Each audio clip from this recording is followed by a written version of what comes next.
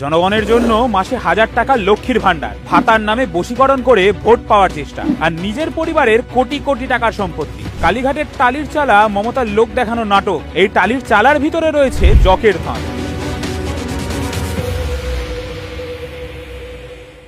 মানুষের পকেট কেটে তৈরি করা এক বিরাট সাম্রাজ্য। মমতারই দলে সদ্য প্রয়াত নেতা একটি বইয়ে ব্যানার্জি পরিবারের অজানা অনেক বিস্ফোরক তথ্য সামনে এনেছিলেন। কালীঘাটের বাড়িতে বিনা পয়সার ভাড়াটিয়া হয়ে ঢুকেছিলেন মমতার বাবা প্রমিলেশ্বর বন্দ্যোপাধ্যায়। 1984 সালে মমতা প্রথমবার সাংসদ হওয়ার পর বাড়ির বাকি ভাড়াটিয়া এবং মালিকদের বের করে দেন তারা। তৃণমূল তৈরি করা থেকে ধীরে ধীরে রাজ্যের মসনদে বসার পর এখন গোটা বাড়িটিকেই হাতিয়ে নিয়েছে ব্যানার্জি পরিবার। মাঝে নতুন করে 3টি পাকা ঘর, প্রেসরুম সবই বানিয়েছে মমতা। এসবের জন্য অবশ্য পৌরসভা থেকে শুরু করে কোনো দপ্তর থেকেই অনুমতি নেয়নি। 2012 সালের ভোটার তালিকাতেও ব্যানার্জি পরিবারের ঠিকানায় আরো 27 জনের নাম দেখতে পাওয়া যায়, যারা ওই পরিবারের সদস্যই নন। কারা তারা, এখন কোথায় আছেন, এ নিয়ে এখনো কিছুই জানা যায় না।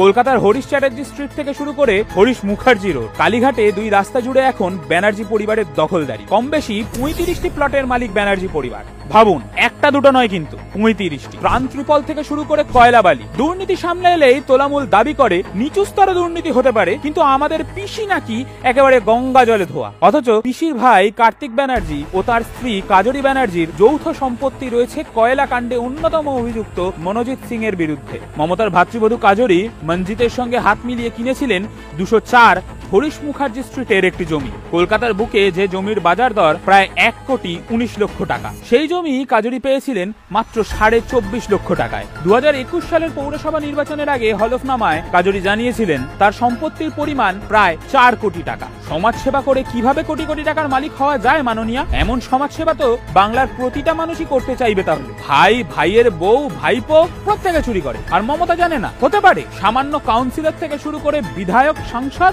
মমতা নিজে এভরিবডি সবকে সব চোর। সাধারণ মানুষের হকের টাকায় ফুটতি আর কতদিন? বিধানসভা ভোট আসলেই নিজেকে 294টি আসনের প্রার্থী বলে দাবি করে মমতা। এই বিপুল সম্পত্তি কোথা থেকে এসেছে? তার জবাবও বাংলার প্রতিটা মানুষকে